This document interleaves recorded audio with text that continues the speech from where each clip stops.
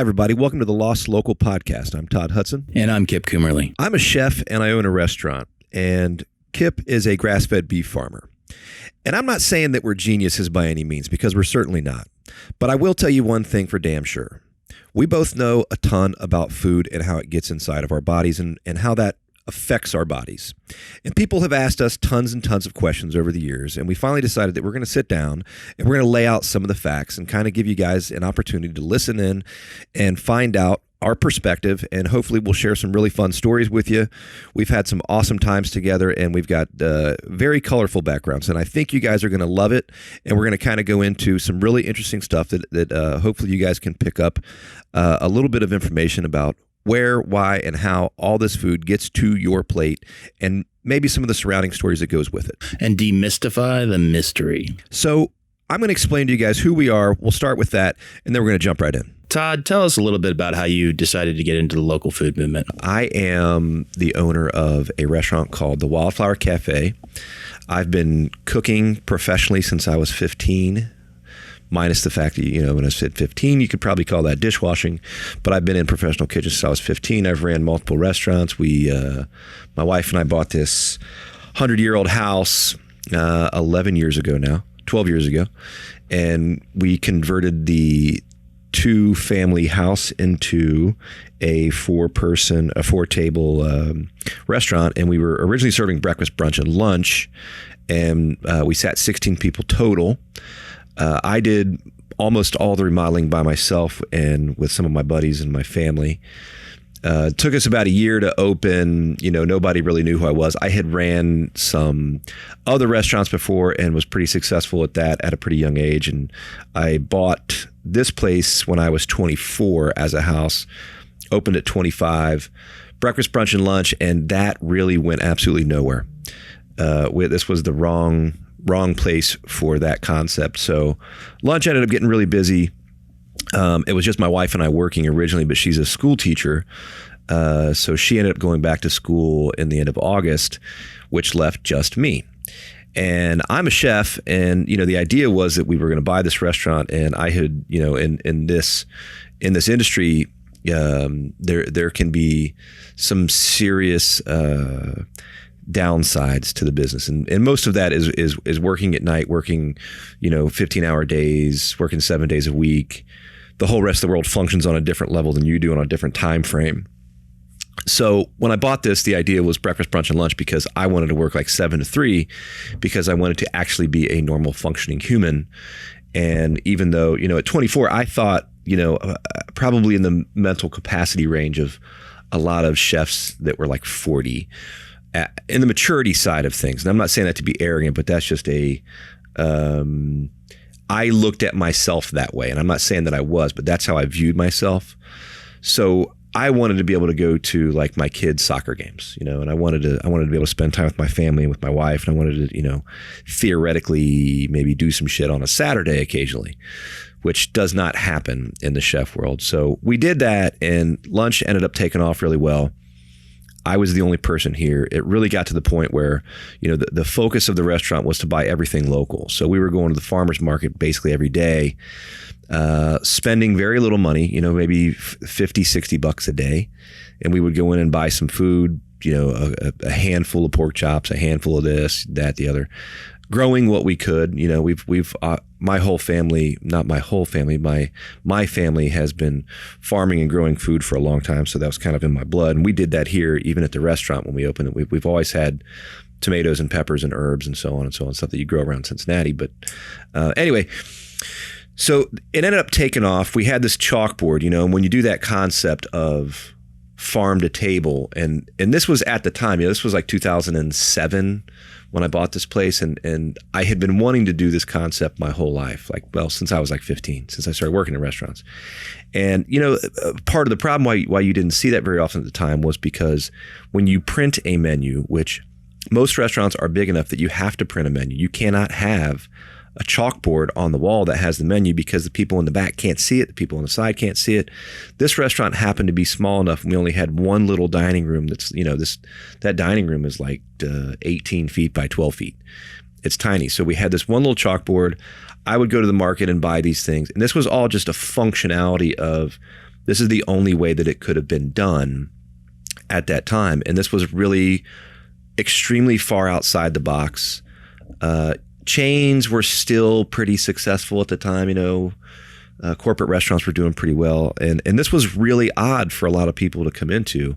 So we had this chalkboard, and I would go buy the food. I'd come back, I'd write the menu, at night, and I'd write it up on the chalkboard. My wife would, and I'd prep everything that night. I'd open the next morning at 7. Basically, nobody would come in. I'd do some prep, and then boom, we would get packed at lunch, and it was just me. And it kind of got to the point where you never knew what was on the menu because the menu was changing every day. And so you would drive here not knowing what you were going to eat anyway.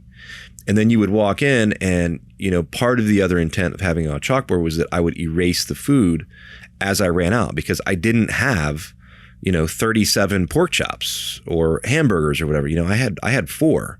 I only sat 16 people, right? So we would do that, and then of course people would get kind of pissed off, and they're like, well, I came for the burger, and I'm like, well, you didn't know that we were going to have a burger, man, because I write the menu every day. So that's bullshit. But anyway, we sort of, over time, that was a little overwhelming, and people started kind of coming in saying, just make me whatever, dude. And we would get whole groups of people, and we pretty much kind of were, that was like our smooth sailing, was that if I sat 17 people in a day, 16 of them would just come in and say, make me whatever, man. And I'd say, how much do you want to spend? And I was just straight to the point. What do you want to spend today? $15. All right, cool. Drinks are over there, iced teas, what have you. We didn't have alcohol at the time. I'll go back, and is there anything that you don't eat? Yeah, I don't like mushrooms. Okay, cool. I'm open to whatever else. Yeah, we're down. And I say, okay, cool. Help yourself to drinks. Here's some silverware, blah, blah. I'll be back in about 20 minutes. I'd go back and cook, and I'd kind of pop out, see some people, tell them the same deal.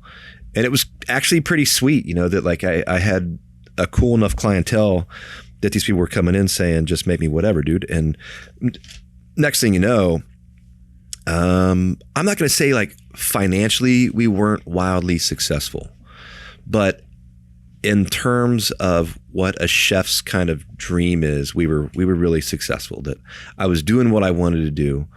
I was, putting out whatever I wanted to put out. Like I was doing complete freedom of expression for the most part. And I didn't give two shits about gluten-free, vegan, etc. for the most part. I just made whatever. And, and that was really nice to be able to have people come in and just say, I trust you and I want you to make whatever.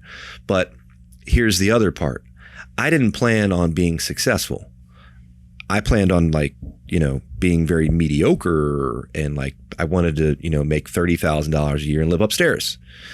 And we got busy, we got successful. I had to hire a server because this was a little odd, and it kind of got where people loved the food, but they would complain about shitty tables and chairs or whatever it was. So we ended up adding dinner. We did dinner just on Saturday nights. Then we added Friday nights. Then we added Thursday nights. And we did this over about a year. Then we got a beer and wine license. Next thing you know, we're doing $1 million and we got 17 employees 10 years down the road. The bottom line is, if you're still in business, you're doing just fine. And the rest of the shit really doesn't matter. The awards are less relevant.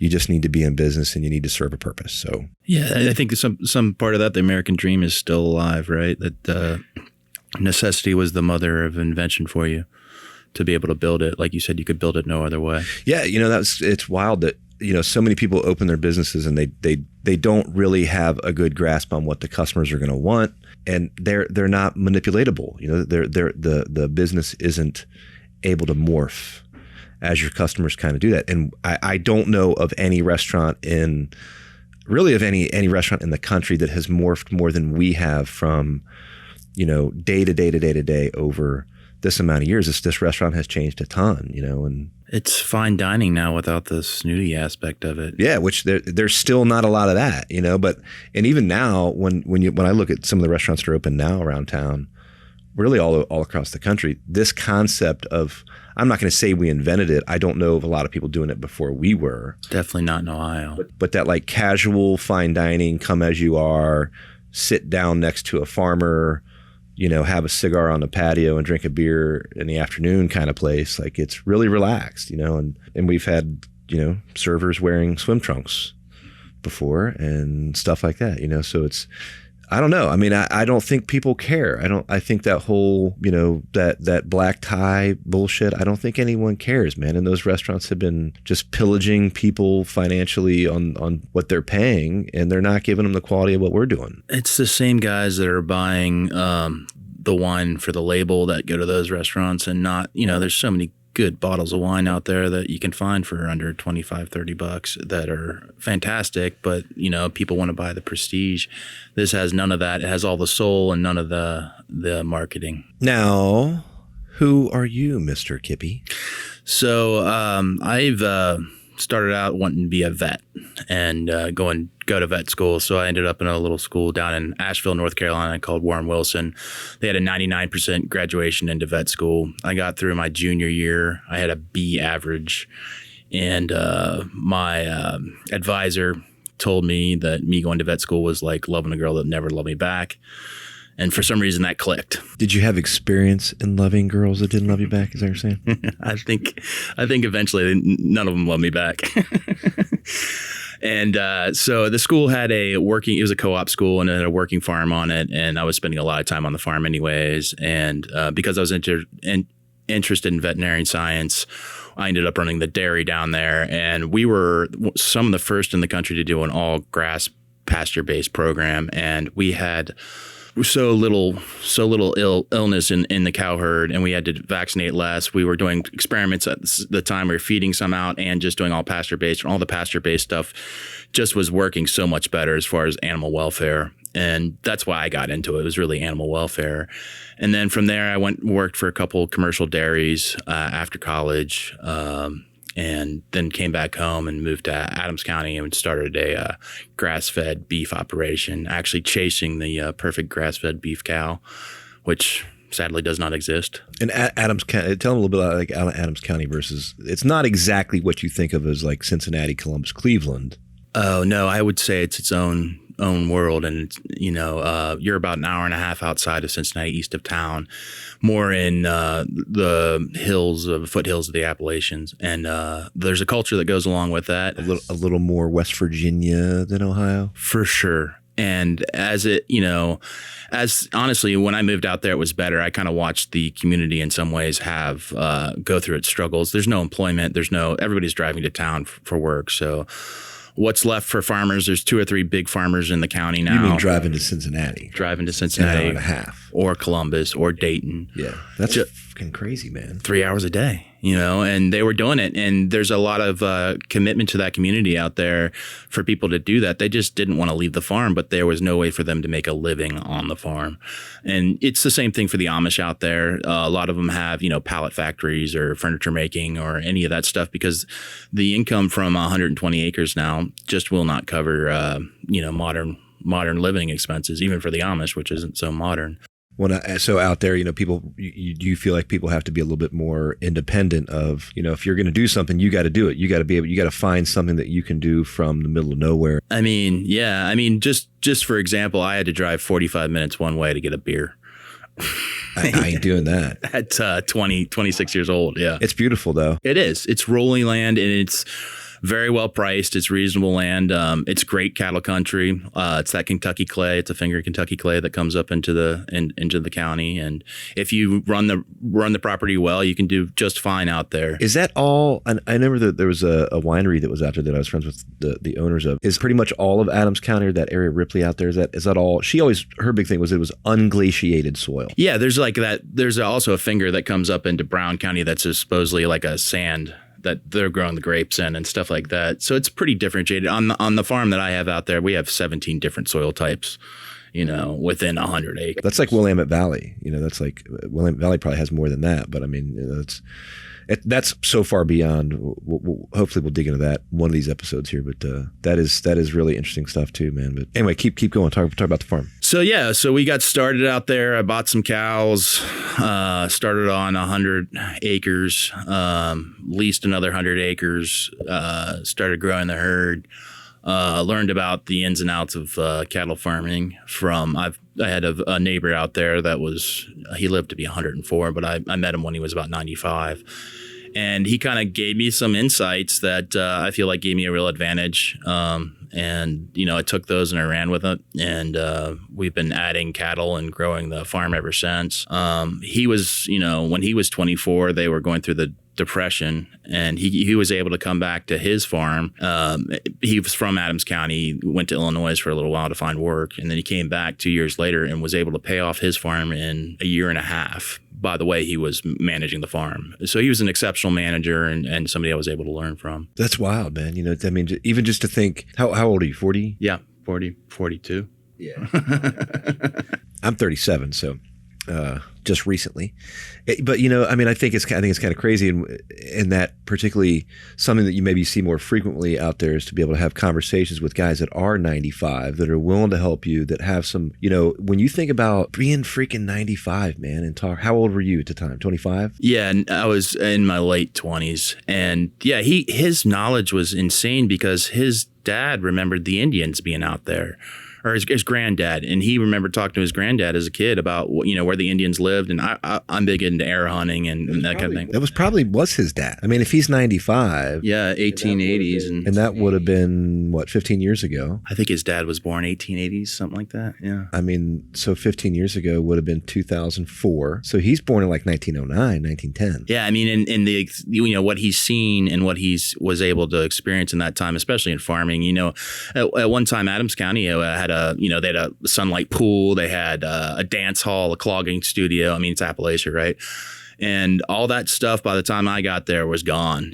They went through the farm crisis in the 70s. There was a lot of consolidation. And like I said, now today it's 2 or 3 farmers run the entire county. Now they don't own all the land, but they're the only ones that can afford or want to take the risk on the equipment to run that kind of land. And you're talking thousands of acres, 15, 16,000 acres per operation. And it's 3 guys running it. So all the tire stores, the hardware stores, all those guys that had all this diverse income from all these small little farmers, those guys all starved out. And so these rural communities now are just it's heartbreaking.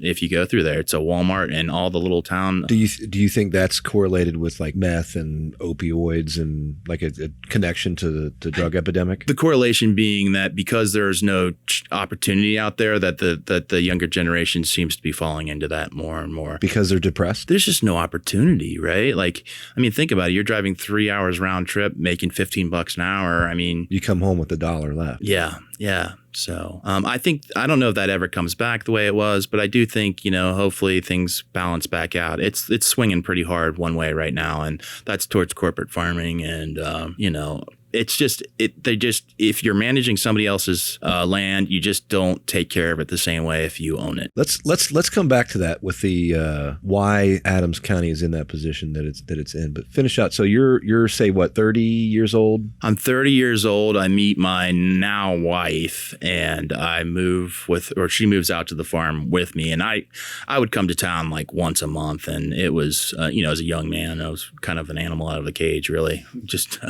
go nuts. I've seen it. And so I met my wife. She moved out there with me, which was like sign one that I was going to marry her, because the choice there was a hard one in a lot of ways. You're really isolated. And so we went on like a 4.5 year car ride together, basically just me and her. And, we learned a lot. We grew a lot from that experience. Then we decided to get married when that we wanted kids, and the opportunities for kids and family and all that stuff was back in Cincinnati. And so we moved back to our old home place, which is up off of Princeton Road in Liberty Township, and started farming there, opened a store, and started to try to create a life around community and agriculture. And that was at 34? 2012. I had my first kid at 36.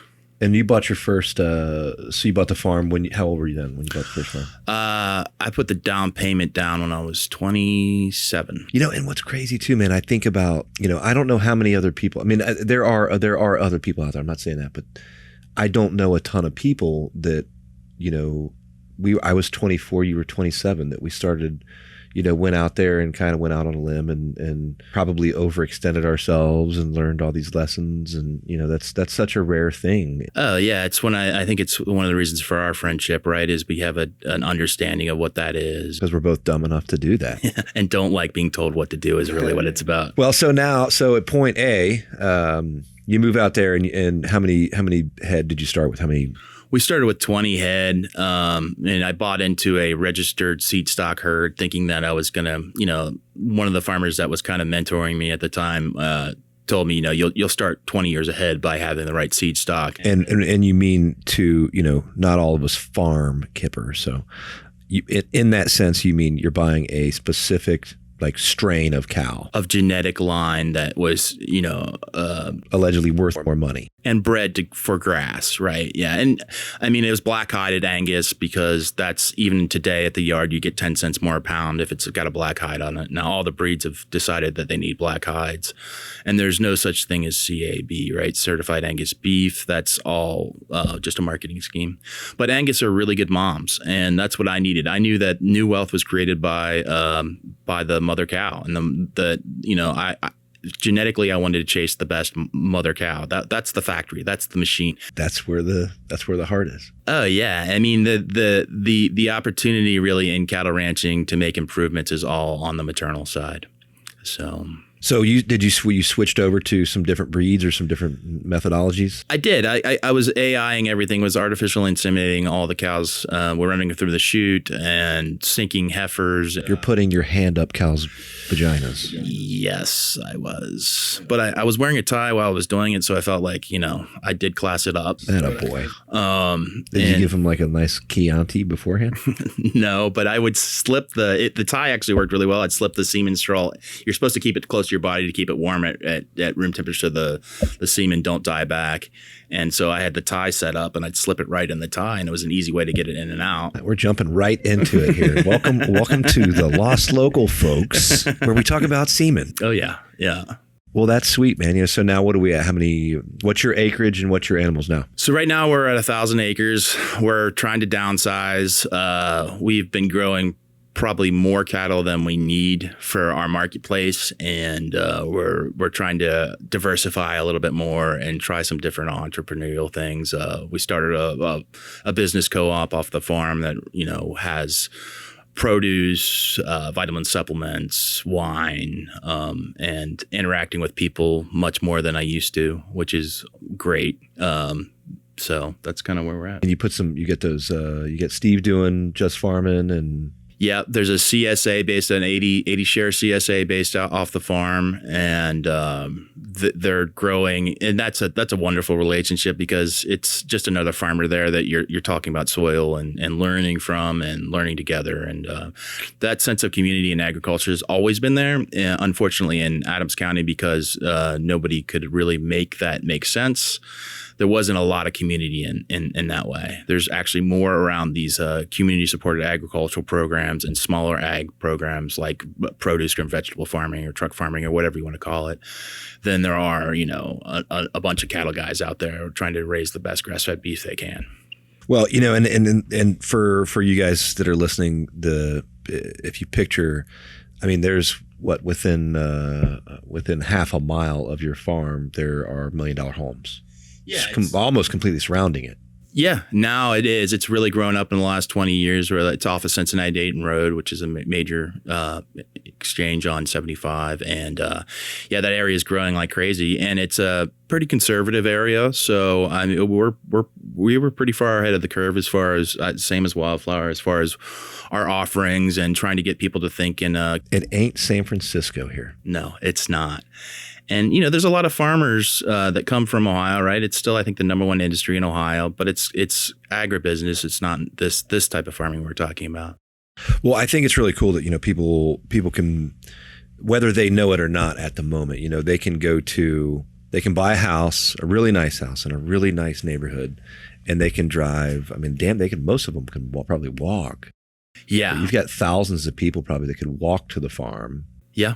And to be able to come over there and to get a steak that was raised almost in your backyard, and then also to have the produce side and the supplements with Sandy's, and to be able to do all that, and now be able to grab a beer, grab a bottle of wine, or take a cooking class, or it's become a communal place. We've got 6 separate businesses working out of there, from a beekeeper to the produce farmer to the supplements to the wine to you name it, and we're trying to add more always. Well, and we've had these conversations a lot with other folks and other farmers around town, and some of them on social media or whatever it was, that people have commented that really for the last probably, I don't know, the last 40 years, that the farmers that are still surviving, which what was it like in 1940? There's like 1 in 8 people were farming. Yeah.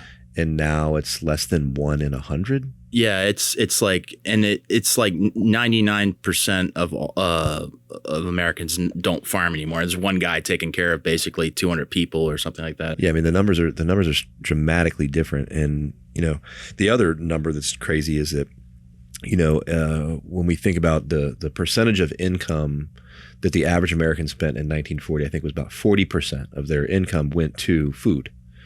And as of today, I think it's about 8%. I did hear that. And, people are making more money. And so it's not that, people were dedicating more of their money to quality of food, and more of them were also growing food, and more of them were buying food locally back from 1900, basically probably through 1950s.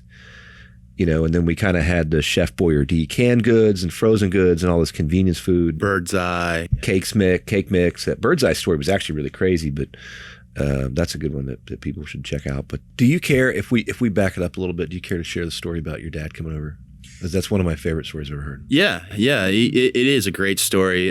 So he grew up in during World War II on the German side of the fence, and they basically starved. From World War I, he was born in 1935. From World War I to World War II, they just with reparations and everything else, they couldn't feed themselves. And he's actually all my uncles are in the 6-foot range, or my size, and he runs about 5'6", and so they starved. And they worked the kids like crazy. And so by the time he was 16, 17 years old over there was nothing left for him to do. There was not enough food. He had 3 younger siblings.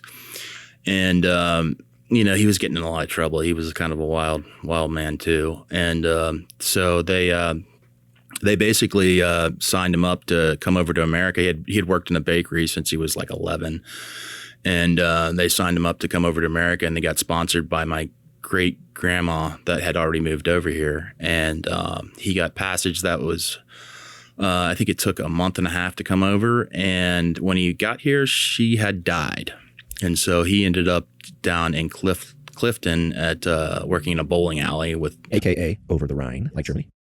Yes. Yeah, that was the community, right? And so that's where he went, and didn't when he got to New York or whatever, didn't the other Germans say, knowing that it has no one, they say, hey, we got this spot in Cincinnati called Over the Rhine. It's where all the Germans are. Yeah, and we had one other relative that lived here. It was like a great aunt of his that he actually moved in with them for about 6 months and lived with them. But honestly, so many of the Germans were so traumatized from the wars and from that, the community was a lot different than it is today. It was pretty tight, and you see, remnants of that in the Coping Club and the Oktoberfest.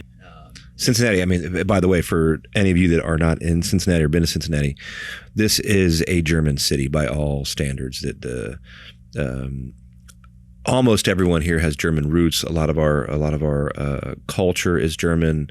We have German festivals. It's the second largest Oktoberfest outside of Munich in the world. This is a very German place. Almost everybody. My grandfather was Huntelmann, and his people came from Germany as well. Not very similar story. I actually don't even know much of the details of it, other than they came over about 1850. And I don't know, and because of record keeping, I don't know exactly where they ended up, but they've been in Hamilton, Ohio for quite some time, and a little part of that, that they were Germans. I think they were Catholic too, so they were. There's this little part of between Hamilton and Fairfield called Lindenwald, which is if you're from around there, it's the Catholic village. So that's where my grandpa, like my great grandfather, moved there and raised my family there. So everybody's got that, and really Cincinnati is just like it's not like New Orleans or New York per se, right? Like no one is really, I mean, hell, Ohio, what was it, 1806? Yeah, I mean, it wasn't, we were relatively, I mean, obviously before Nevada or something out west, but really nobody's like from here per se. Like all of our people are not from here via 1800. I don't know anyone, I think, that was here in like 1800.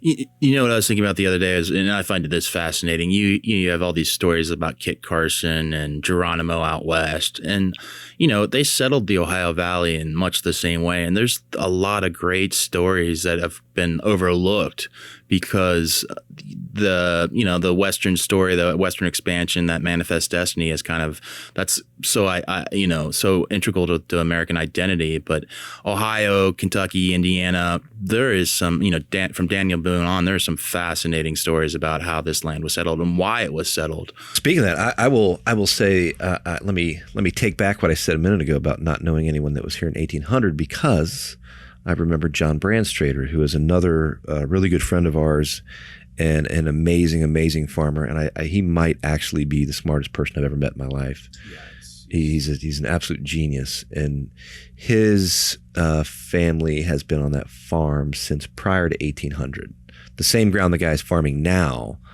And I don't know that was necessarily Revolutionary War payment, but it was something like that. There was a lot of that land grant. I mean, even the land grant colleges like Miami, for example. I mean, there was a lot of that going on we're going to pay you off. And Adams County was broke up that way. It's called the Virginia Military District. And after the war, they just split everything up. Well, and even I've been doing a lot of the family research lately and all that, and that moving from, Kip and I both went to Baltimore a few years ago and had a great time. I didn't realize until I was there, and I haven't traveled very much. I'm not a world traveler by any means. I've only been on an airplane once, and it was for about 15 minutes. So we ended up in Baltimore, and as we're walking around, I kind of realized, that whole original 13 colony deal really isn't that big. And like from Baltimore to DC to Boston to New York to all of those colonial, powerhouse cities that we were doing things in, they're not that far from each other, But when you think about that, it's because you had to ride a freaking horse there, So Ohio was clearly out of the question, because that's from here to like Richmond, Virginia is probably a 13-hour drive or something. So, this was no man's land. This was nature. And I think it was, this was all Indian country, and to this day, still all the major developments are along the major river fares, because that was the way to travel, right? So if you look at a map of Ohio, it's Cincinnati, Cleveland, Toledo. They're all on rivers or canals that we dug. And I think that's kind of, it's interesting. And you look out west, and it's, Nevada's in the middle of, it's in the middle of nowhere for Las Vegas, right?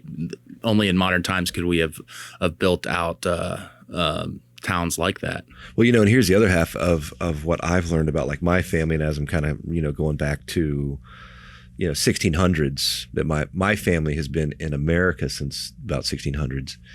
And, but as I'm looking at the migration of most folks, but keep in mind too that when this country was founded in 1776, that era, there's approximately 350,000 people here. Okay, and we've got 330 million people now. Now, granted, much of that being immigrants since then and so on, but those, a handful of those people would have been my relatives, and so I'm kind of following them from that Virginia. Right. And like Kentucky, as an example, was a county of Virginia originally. But I'm watching this migration where a lot of them had landed maybe in Virginia, And I think almost all of them came from England. Some of them may have been Irish. Allegedly, some of these guys were Irish. I don't know that. My grandma came from Ireland, so it's my genes are mixed. But when they hit Virginia, and all of that population that was here, they really didn't cross over those mountains very much. Like, you had to be a bad mofo to cross this mountain and take a canoe and a horse and all your supplies, and because you might get killed. I mean, there's literally no way around it until they found the Cumberland Gap. Right, and that's where I was going. And there's a Jason Isbell song about the Cumberland Gap. I knew Cumberland from my grandfather's from about an hour from down there. Your family's Casey County, and my family's from Clay County, on the other side of 75 there. But I kind of had always, I really enjoy this song, and I kind of listened to it. It's about the song is called Cumberland Gap. And I'm like, yeah, what the hell is a Cumberland Gap? So I looked it up, right? And when you pull it up I pulled it up on Google Maps, and it's this gap that really goes from Virginia like down to Georgia almost. I don't know that it goes quite that far, but it's this gap where it's in between like two mountain ranges, like the Appalachian Mountains maybe on one side, and the whatever, like Asheville, North Carolina. It kind of runs through there, and it goes from maybe North Virginia to North Carolina to all the way up to Maine, Kentucky, Tennessee. And it's kind of like a safe area where people could like travel through there, and you've got protection on both sides from weather, not necessarily from people killing you. And it really wasn't until that they started pouring in through the Cumberland Gap that you have Tecumseh or one of the Indians decide, wait a second, look what happened on the eastern third of the country. Let's not have that happen in here, and they started to band together. There was a reasonable amount of European settlers and Native Americans getting along very harmoniously. And my direct descendant was a guy named John Gilbert, who, his family, his mom and dad and brother-in-law, or it was his half-brother, they were from Asheville. They're from Buncombe County in Asheville. Yeah, that's where the statement, a load of Buncombe, because the soil's so rich down there. That's actually where Warren Wilson is located, in Buncombe County. So that's where my family's from. As you travel back, the Hudsons, Hensleys, et cetera, they go back to there. But John Gilbert was, by all standards that I can find in my research, he was the first white settler to come down from Asheville, come down those mountains into Kentucky. And he was really just doing it because I think he was actually a pretty good hunter. And the hunting was good, the food was good, and whatever. And he ended up becoming friends with this guy named Chief Redbird, which I think is his English name was Aaron Brock. But those two guys kind of hung out a lot and whatever, and they were really close. And that whole area was started by essentially John Gilbert, and then they married, other folks that came down. And you really, when you picture that, in that might have been 1780 to 1800 era, maybe around, let's say, give or take 1780, and you got to be bad as hell to come down the mountain by yourself, when there's not roads, and you can't stop and buy more bullets, and there's nowhere for you to get food, et cetera, and you don't know, and I mean, I have so much respect for, and think about the mothers and the grandmothers that are raising babies, and that is so badass to me, that we are so far removed from that culture that it's mind-blowing to me, Yeah, truly. I mean, a paper cut these days seems to set people back, right? So I think the idea that, there were these, I mean, it's such an American thing, right? Like, nowhere else in the world is it, maybe Australia, but there's really nowhere else in the world where that independence is so predominant in the culture. And it's really fantastic in some ways. And, in some ways, I think that's what we're trying to talk about here, is some of that's been sold out to an easier way of making a living, an easier way of getting through the world. And what we lose in the process of that, though, is choice. So over the years, Kip and I, we've been friends for quite a while now, and we've talked a lot, and we're always trying to find a better way. We're always trying to find a solution, and I'm not trying to toot our own horns, but we are trying to make the world better. And that's just like, I think that comes from our blood. That's who we are as humans, that we were born that way. And we don't like to see people suffering or see people confused or see people make bad decisions. And what we're trying to do here, like with, you could have very well opened a non-grass-fed operation or done a number of other things, and you chose to do grass-fed knowing that it was going to be harder, more complicated, and you're going into it like one of the hardest, if not the hardest professions there possibly could be, and you're making it even harder by doing this pasture-based farming, and similar to me, I'm going into a really hard profession, and I'm also going out on a limb with doing this farm to table and serving organic food, local food. And, you have to be able to charge more. So, you charge more, I charge more. I don't find it to be exorbitant more. And I think it's kind of comparative for, really apples to apples. And I think if one of our goals with the podcast was to be able to share some information with all of you guys about, we have this book of knowledge, and I'm not going to say about worldly things, but within our two fields, there's so much information for someone to absorb. And I still learn things every day, and I know you do too. And I think over the years we've picked up on some of these things, and a lot of it having to do with just meeting some really intelligent, Orville and John Brandstrader, and meeting some really intelligent people that have shared a lot of this knowledge with us, that we wanted to be able to translate that and feed that back out to you guys, and in hopes that maybe you can kind of wrap your brain around some of these complicated issues. And we're not here to provide you with the answers to all the questions and say this is it and there's it's black or white.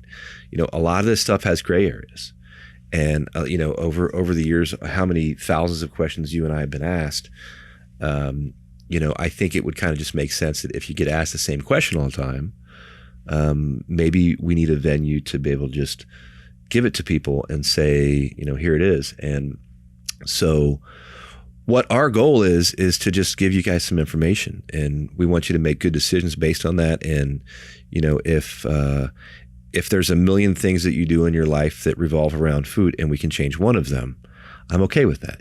Like baby steps are fine with me in this scenario, and similarly, when I first opened and people would come in and they knew I was this big farm to table proponent and nutrient dense foods and into organic and clean and sustainable and all these other things, partly because of the environmental side and some of the other things like that, but mostly because the shit will kill you, and I'm not exaggerating when I say that like glyphosate is nothing to mess around with. Like, people get cancer from that, and since over the 10, 12 years that we've been doing this, our life expectancy over the last 3 years has declined for the first time in quite some time, if ever. And this summer the government came out and said that you're more likely to die of foods that you consume than smoking tobacco. And of my 36 years, there has never been a moment where anyone thought smoking was a good idea. And we really leave this topic of health and nutrition and making those connections between our what we're spending on insurance and doctor's bills and surgeries and all of those things. No one's really making that connection between, I'm not saying no one, but that's not a frequent thing that people make those connections about. It comes down to what you're consuming. And a fair chunk of that is genetics. It is some of the lifestyle, you're not exercising, what have you. But I think the one that you can control, and as an example, food, shelter, and water, right? For the three things you need to survive. The one that you absolutely have to have of those three is the food. And so we should really prioritize that. You don't have to have a Mercedes-Benz. You don't have to have a fabulous house. Okay? And you have to have food. And the way that our bodies are designed and the way that this environment was designed, the way that all of these things function, there is a harmonious balance that is supposed to be in place between us, the environment, animals, soil composition, plants, and sun, moon, stars, the whole thing. There is this really basic system. And, Aztecs knew it, Egyptians knew it, Native Americans knew it. The whole world has really kind of functioned this, but we've gotten so much smarter and so more connected that we've lost a lot of these things. And we've really lost a lot of our generational information that your grandmother would share to your dad and to so on, and we sort of have lost that connection. Yeah, the stories that we know are now paid through advertisement. You know what I mean? It's not passed down for the general knowledge and the health and wealth of the community. It's passed down to sell something. And there's our grandparents both raised food, and I don't know a lot of people our age that are raising food. No, I do think there's always, each generation has its renewed interest in it, though. And it seems that, I'm hopeful, I guess is what I'm saying, that, I go back to the relationship part of it. There's a relationship with the land. There's a relationship with your customers, a relationship with your vendors. And that's what's really important in this modern day and age.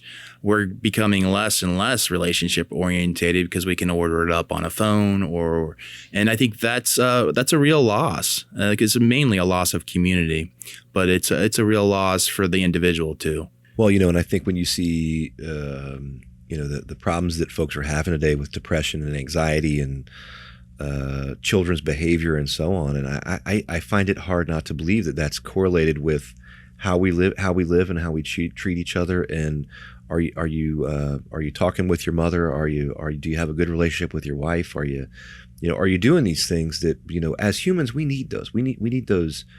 We need that skin to skin contact, interconnectedness. And this society that we live in now is so disparaging that and I think it's moving more in that direction, where how many neighborhoods are out there where you see these houses that are 10 feet apart from each other, and the neighbors really don't even know each other, and you can drive through there on a 74-degree sun is shining day, and a lot of neighborhoods you drive through and you don't see anybody outside. Somehow we've come under the illusion that we don't need each other, and that's as far from the truth as possible. Everybody needs somebody, right? And to prioritize those relationships, I think is probably what's changed, right? You think you can buy happiness now, and it shows. It's you make so much money, your happiness doesn't increase. A millionaire is no less happy than a billionaire, right? At a certain point, there's a materialism and all those other things. It's about relationships and community and interconnectedness. There can be an argument for, being broke, sort of, and I'm not saying like homeless, but like there is a part of when I was poor, and like when I was in college and I worked full time, went to school full time, and put myself through school, and I think I made $10,000 one year. And I was working my ass off and going to school and getting good grades and participating in athletics and doing some other things with school. And, that was a struggle, but I had a really good time because there was this enjoyment of, for me, I got satisfaction in the fact that I was working hard and that I was succeeding, and that, this shouldn't have worked and I was doing it. And I also didn't have any responsibility. I didn't have kids. I didn't have a wife. I didn't own anything.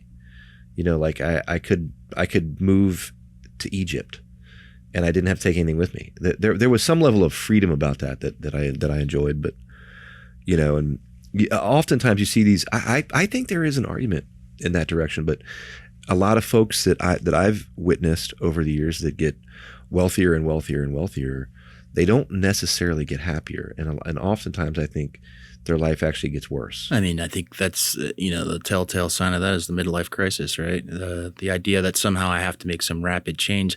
I think something happens when you get into your late 30s or early 40s where you realize, okay, I only have so much time left and I've got to make it count. And I think that's what's driving a lot of that behavior, because before that, you're just chasing, the idea of security, the idea of stability.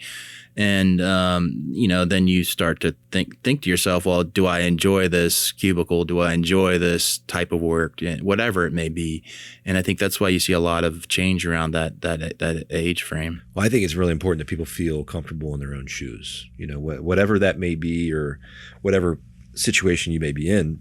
you have to feel comfortable in your own shoes, and a few years ago, the gal from the old dining critic from Cincinnati Magazine called, and she said, what's the point of the restaurant, Todd? Is it to, and I said, what it really is I want to provide a space that is so comfortable that, you say, my wife and I, we meet Kip and Jen down here, and we have dinner, and we want the food to be exceptionally good. We want the service to be exceptionally good. And I think it is 19 times out of 20. The reason why we want that service and that food to be good is because we want to stimulate the conversation amongst all of the people at the table. And the service needs to be good because we don't want you to think about negativity. And when you're saying, when you got we need more water, we need more napkins, we need this, and as you focus on those things and you distract yourself from these conversations, we really want to be able to let people build intimate conversations, and reconnect, and whether it's a date night, a birthday, whatever, that we want to make it like an exceptional evening. And I think we've been really successful at that, and we've got a lot of people that this is their home away from home, and this is where they're comfortable at. And even for me, that this is probably where I'm most comfortable, is that I like it here. And then we've got this really, I call it the Irie vibration, and I've got a little bit of Rastafarian in me. And I think it's the fact that we attract good people, we have good employees here, and we also attract good customers.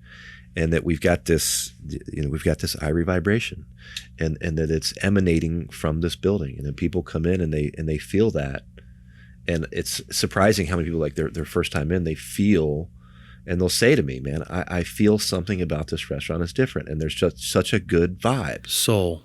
It's soul, and it's like there are restaurants like this all across the country that are, and it's not the fact that it's farm to table or whatever. There was this place in Panama City called Mike's Munchies, and this dude lived there. It was a double wide trailer right across from the beach. I happened to stumble in there when I was like 18, and this is actually a really cool story. And a dude lives there. The guy has he's got a son that has Down syndrome, and he had a retired service dog that someone gave him to help with his son. It was him and his wife and his son. And this guy was like a pilot in the Air Force for a long time, retired, and kind of wanted to open this place. And he had this old like Chevy C10 parked out front that'd been hand painted, kind of, surfer hippie shit, surfboards in the back and whatever. And so I popped in there, and this is kind of off the beaten path. And I go in, and it's just this dude, and like, actually that I think that was his wife was there that first day, and she's like, "Hey, just grab a seat. I'll get you guys some drinks, but there's not going to be any food until Mike gets back." He's at the store. We get custom grind beef for our burgers, and we have these custom made buns. So, when he gets back, if you guys don't mind, turn the TV on. If you want to watch a movie, we'll put a movie in, whatever. And this is probably like a little 5-seat restaurant. And we're like, yeah, whatever. I mean, we were on vacation, so we chilled for, 20 minutes, whatever. And Mike walks back in like, "Hey, sorry about that. We open at 4. I was a little bit late today." He has this binder menu that has pieces of paper, just like handwritten piece of paper stuffed inside of like a binder that you would have in college. And they hands that to you, and he had like jalapeno poppers and whatever, but he made them all homemade. And his catch was this burger that he did a 1/4 pound burger, and it came with a 1/4 pound of fries. Or you could get a 1/2 pound burger with a 1/2 pound of fries, all the way up to a 1.5 pound burger with a 1.5 pound of fries. And so he had the each bun, it was the exact same burger and fries, but each bun was slightly larger than the next, right? And that 1.5 pound burger was no shit. The bun was probably 8 inches wide. It was crazy. And he had, this deal, and there were dollar bills stapled to the ceiling, and pictures of people hanging up all over. Like he would just hand you a stapler or a push pin, and you could hang shit wherever you wanted. And I was not with Jenna at the time. We were not dating at the time, and I happen to have a picture of me and her from prom maybe homecoming. If she's listening, she's going to correct me on that. And I stuck it to the wall. We ended up hanging out for like 2 hours. I remember we watched a movie called Radio. I was just really intrigued with this guy, and he was just really nice. Like the level of hospitality was like stunning. So the next night we came back, and I brought like 15 people, 20 people back. And I think this was our like senior year trip to Panama City, which was a absolute drunken mess, minus this evening. And so we go back, and there's all these dudes that want to try this. He had that if you eat the pound and a half hamburger and the pound and a half of fries in under 30 minutes, you get it for free, right? So there's like 10 dudes that are trying this. I am not one of them. And the smallest dude there crushed the burger, and he's the only one that did it.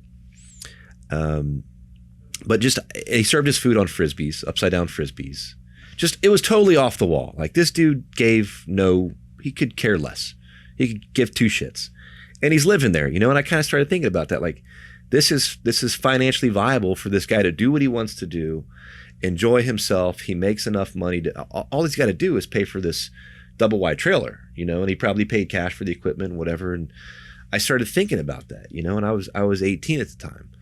And so fast forward, I came back, I think a year later, and I was dating Jenna again, and we traveled down there with another couple.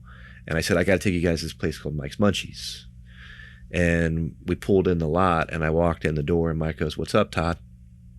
And I hadn't been there since a year before, and I was only there twice. And I'm like, "No shit, man, you remember me?" And he was like, "Yeah, is this Jenna?" I said, "Yeah, dude, that's crazy, man. I can't believe that you remember that." And he was like, "Yeah, you hung that picture of you guys from prom right over there. It's on the wall." And of course, Jenna looks over, and she's stunned. She's like, "This a year ago, we weren't dating, we weren't talking. I wouldn't say that we weren't getting along, in my book at least. She probably hated me, but I never hated her." And it was that kind of place, man. Like, so every year we went back there for a while. And then finally, I think when I was maybe, I don't know, last time I was there, 25 or 4 or whatever, and pulled in and walked in the door, and Mike's not there. And I was like, "Hey, where's Mike?" And it was no longer a restaurant, and this was a family living there. And I cried, and like, I only been there 4 or 5 times. But, I wanted to have a restaurant like that, people would cry if I wasn't here. And that, I wanted people to come in and sit down and hang out for 6 hours and bullshit and, talk about things and get things off your chest. And, if you need an extra glass of wine or whatever, I wanted to make people comfortable and to be able to do whatever you needed to get off your chest or whatever you felt like doing. We needed to give you an outlet to do that. And to be able to have a place where there can be special moments and, a place where people can have a first date and then come back after they get married and have their first anniversary as well. And, having quality food and quality service is the 2 biggest ingredients in that. And so that was kind of our goal of what we were trying to get at with this place. And I think we've hit the nail on the head with that. Yeah, I mean the real relationships, long-term relationships, one where you're committed to knowing the person's name and their kids, where they go to school, and those real relationships. I just don't think you can put a value on that because it's such shallow communications we do anymore in most of the world. To have that place to come to where you feel at home and feel a part of the family is something that's truly special and unique. And I wanted to have a place, and I think these are the places that just don't exist anymore because nobody, corporate restaurants, corporate businesses, as they expand and as they open up different outlets, it's hard to really catch the people and being consistent with your people across the board. Chick-fil-A, I think, has been really successful because they've been able to catch the people, that they've got the same staff and whatever that shit is that they say. What is their deal? They say absolutely, or when you ask them like, "Hey, can I have extra ketchup on my chicken sandwich or whatever?" And they go, I'm sorry, Marcus, I sound like an idiot for not knowing anything about your business, buddy. But anyway, people have caught that they hire these good kids and everyone's really polite. Oh yeah, the service is Clean fantastic. cut, and most people can't do that, and so I wanted to have a place where, we were replicating my grandmother's dining room table, and by that, I mean, Grandma had a 1-bedroom house with a wood-burning stove. Originally, they converted the garage into another bedroom. They converted the closet into another bedroom. But I mean, you're talking, I don't know, it was a 700 square foot house. And I lived with her when I got older to help take care of her. And effectively, anybody off the street would look at this house and say, this place is a dump. We tore it down, as a matter of fact. It was so bad. Termite infested and the whole deal. And that's where I lived before I lived in this building. But,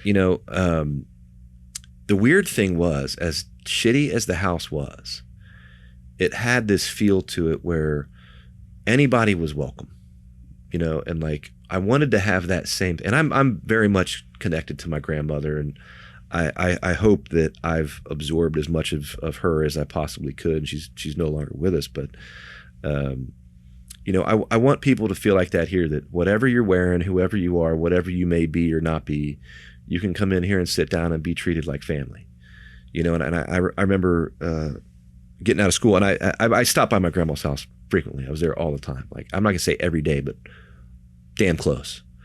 And she was my Jesus, And so I'd stop by there after school, and I walked in one day, and there's this dude that was putting in cable. My dad bought her cable.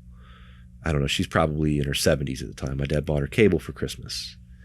And the guy's running the cable off, telephone line or whatever to her TV. And I don't think Grandma even gave a shit about cable. She didn't care about that. She didn't care about a TV. She didn't care about a car. She cared about people, And so this dude, I walked in, and this is like an older African-American gentleman, and he's sitting down at a table, and he's eating breakfast, and it's like 3:00 in the afternoon. And I walk in, I just start laughing. I was like, "Oh, she got you, did she?" And he's like, "Yeah, man, this lady is persistent, dude." And I said, I know, man. Like, that's what I love about her, is that she wasn't gonna let you get out of here without eating, was she? And he's like, "Nah, like I just came to hook her TV up, bro. Like but like she was not gonna let me go, man. And she was getting mad." I'm like, I know, that's what she does. It's that was her mission in life, was to feed people and to make you feel comfortable. And, and like you had to give her a hug before you left. And, she'd probably try and give you a couple dollars if you needed it. If you need to borrow something, you bring it back, or, here's a coat. It looks like it fits you pretty good. And that was her, and I kind of wanted to have the business version of Grandma Hudson's table. It's a facilitator, right? A true facilitator for other people, to try to create an environment that's positive and, like you said, airy, upbeat. It's and that's just something that I think is just missing in society today, is those type of experiences. How often do people have friends over or another couple over with their kids and whatever for Sunday dinners anymore? Or how often do people sit down to dinner? We probably don't know hardly anyone that sits down to dinner every night with their family, and that was one of the things, when I had these Amish guys come out. I know some these were legit Amish guys. They were from New Bern or something, Indiana. My grandma's maiden name was Bern, something to that effect. It's outside of Fort Wayne, Indiana. I bought this barn from this like Ace Hardware kind of place, and they were going to build it and everything, right? So these dudes show up. The guy calls me like the day before, and he's like, "Hey, we're gonna come out tomorrow and start building this barn." And this van shows up, and I'm expecting it to be probably a bunch of Mexicans, and I'm totally cool with that because those dudes are badass. And out jumps these freaking Amish dudes, and they had a guy driving them, and like they literally, before their foot hit the ground, the guys were clicking their tool belts together, and they were locked and loaded, man. Like it was like a SWAT team rolling in, and they went straight back to work. And within minutes, there was no standing around talking. There was no nothing. They're stretching the string out and they're marking everything out and doing this whole deal. And I'm planning on building it with them, And I kind of was just caught off guard. I wasn't expecting Amish because we don't have a lot of those, in Warren County. And so anyway, got to know the guys a little bit, and it was really, I've always wanted to have some conversations with them, but I also didn't want to like stop by someone's house and, feel like I'm intruding. So anyway, got to know these guys, and I said, well, hey, how long do you think it's going to take to build? And in my head, I'm thinking like a month. You know, if you hired a contractor around here to do it, it's 2 months probably, and you're going to have to wait 6 months before you can get to it. It's going to be 40% over what they quoted, yeah. Oh, I would say 100 and whatever. Nonetheless, so the guy's like, if you were closer, we probably have it done today. And I'm like, what? Today? And he's like, yeah, but you know, you live so far from us, man. Like we live 3.5 hours from here. 3 hours, maybe, whatever it was. And I'm like, what? Where are you guys from? He's like, Fort Wayne, Indiana, dude, which is like almost Chicago or whatever. Like it's pretty close to Chicago compared to here. Yeah. And so I'm like, what's the deal? And he's like, man, we got to get up at like 6 o'clock or, 5:30. We got to leave the house at 5:30 to get here by 9. And we have to leave by 2 because we have to be home for supper. And I'm like, what do you mean? And he's like, what do you mean? You don't have supper with your family every night?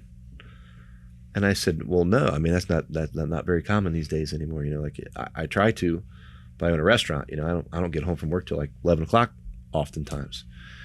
And they're like, no, that's like we have chores to do every day.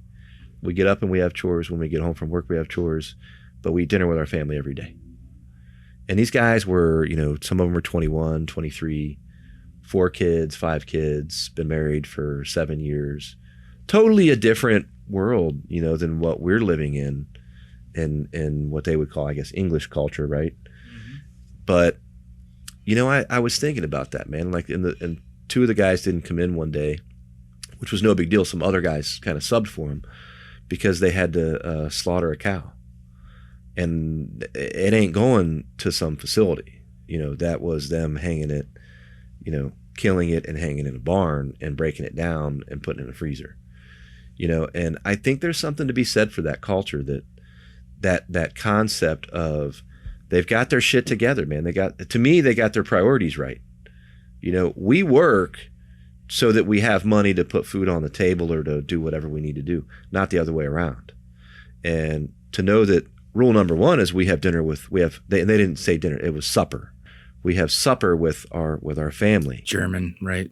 Is that German? Is that what it is? It's the way the Germans say it. And they kind of, maybe I was predisposed to like them because they kind of had like a little, what I thought was like an Irish accent, but it's like that Dutch, Pennsylvania, German, whatever they call it. But, and I thought, anyway, I think about that a lot. Did you know part of their culture is that they each take turns hosting the entire congregation in their homes?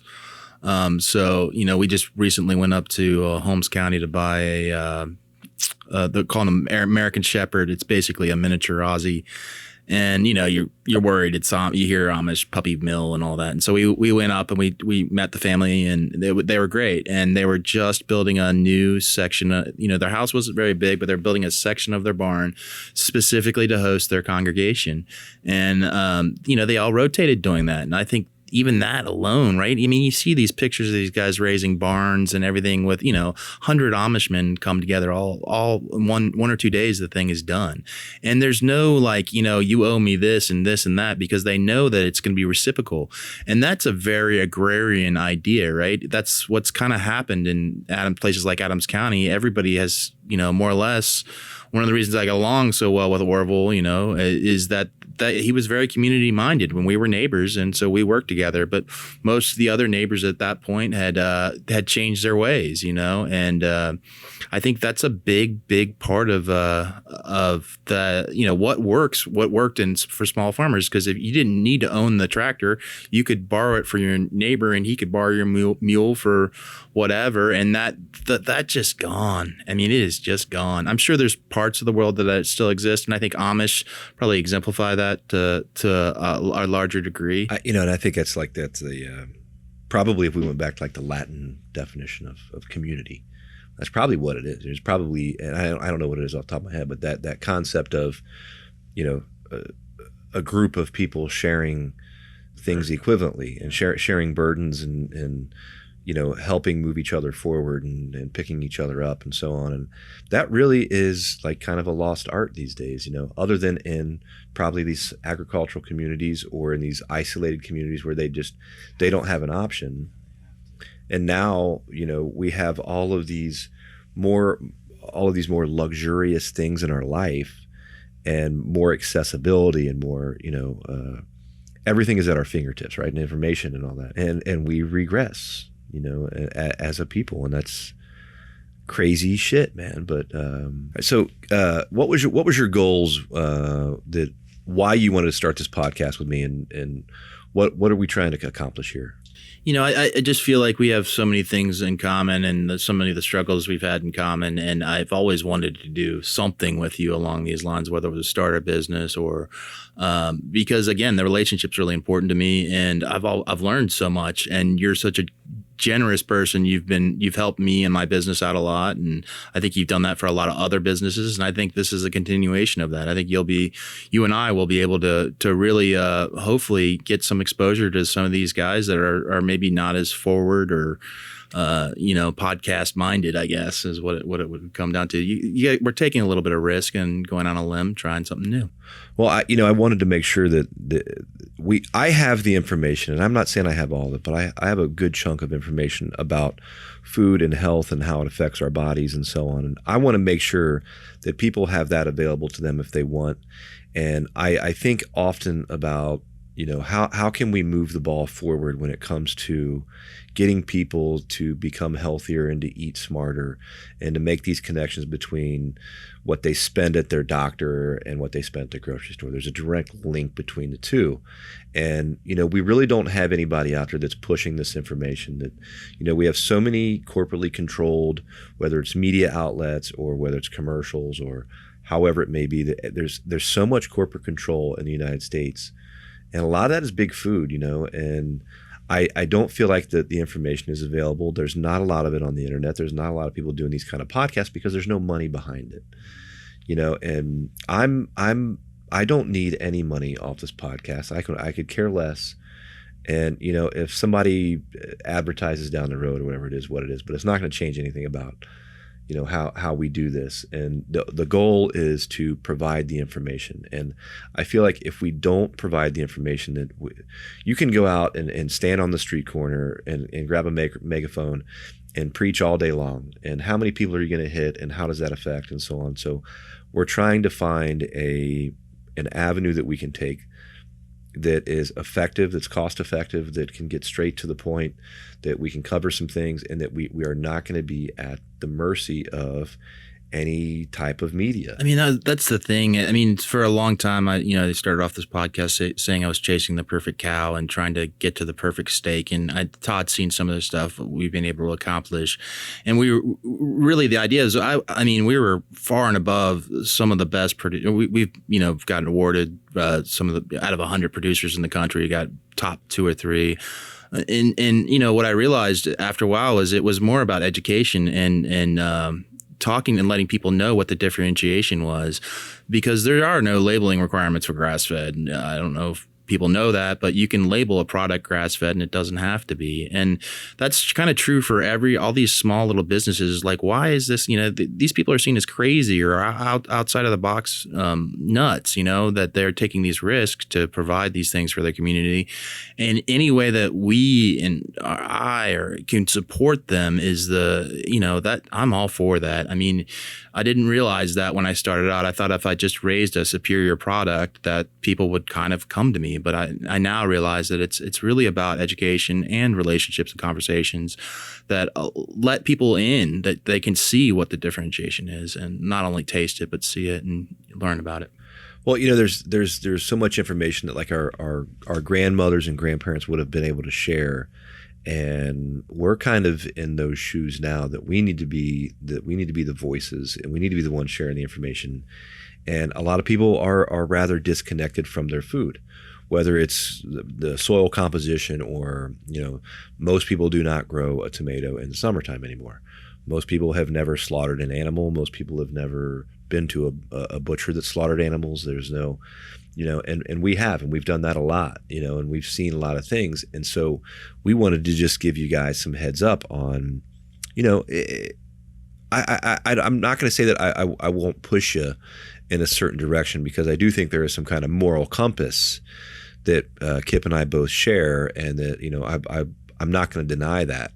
But at the same time, I'm okay if you don't participate. That's okay. I want people to just not be ignorant about what they're consuming. And we've kind of gotten to this point where I had to explain to my grandma one time. She was kind of snappy about it, and she said, "Why do you keep saying organic, Todd? What do you even mean by that?" And I said, "Grandma, organic is exactly what you've been doing for your entire life. Everyone that you've ever met was farming organically. You've been farming organically. They've been using compost, collecting kitchen scraps and so on. The same exact thing that the whole world has been doing." And she's like, "Well, that doesn't make any sense. Why would there be a label for that when what else would there be?" And she was unaware that there was a lot of chemicals that were being used in agriculture. And not even, she was hip to the idea of, she wouldn't feed my dad bologna because she didn't know what it was. So he ate peanut butter and jelly every day. And she just wasn't gonna, that's as silly as that sounds, that's somewhat of what I'm trying to do here, is that don't eat the bologna if you don't know what it is.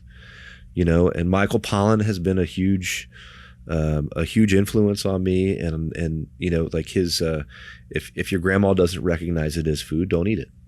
And I kind of want people to think about that and maybe go a little bit into what the dangers are of that. If you can't pronounce the word, you shouldn't consume it, with the exception of maybe like white burgundy or something really nice like that. But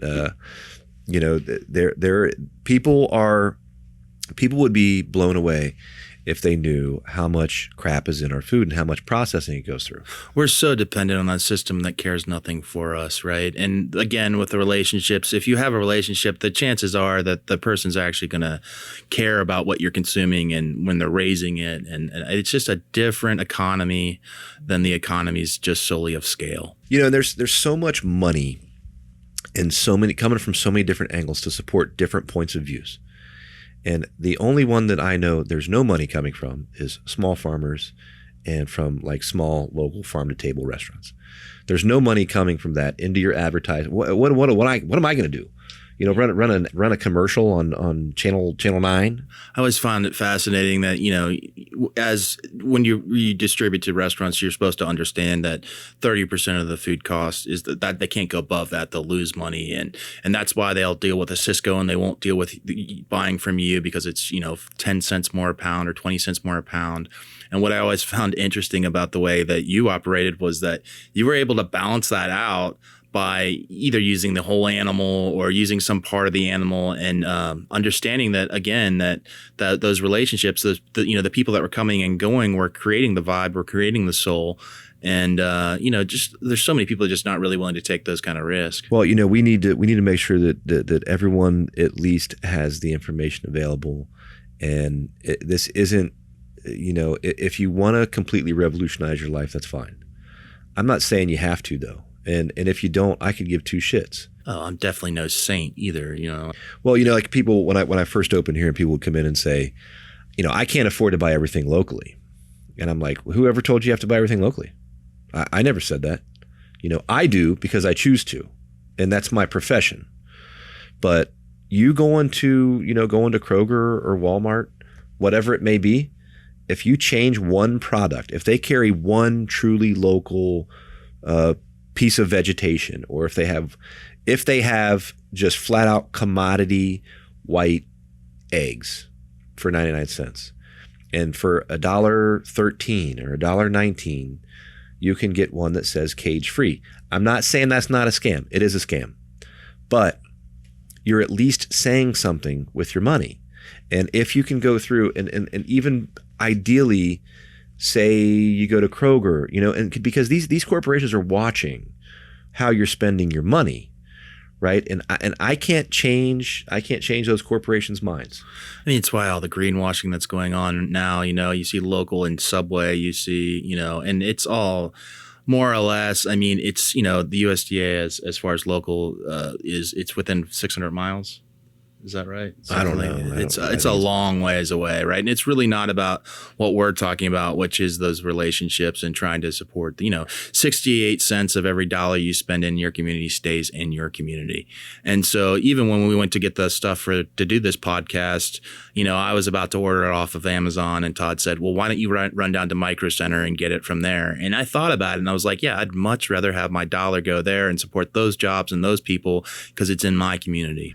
That's probably one of the bigger pieces of why I want to do this is that people need to just think about it. That like we have options. This is not a major commitment. This isn't like this. We're not selling you a fad diet. We're not selling you bullshit.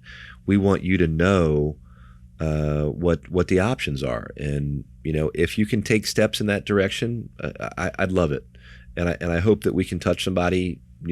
However it is, and if there's 10,000 people that are listening to this and 2 of them make a change, I'm fine with that. It doesn't make a difference, and I sort of wanted to be able to leave something too that has, most folks, but when they're gone, you may not have a recording of how they felt or what you had to know them and you had to have those conversations, but we wanted to sort of leave something with, maybe nobody ever listens to this. I know I've made some hard choices that my kids are going to have to live with, right? By my occupation, by those choices. And I want them to know and be able to listen to why we are doing what we are, and that there's real heart and soul behind it. And that it wasn't just, a financial decision for us. It wasn't just, it was trying to live a whole life, a complete life, and not just look at the short term. Well, we'll catch you guys here in a minute.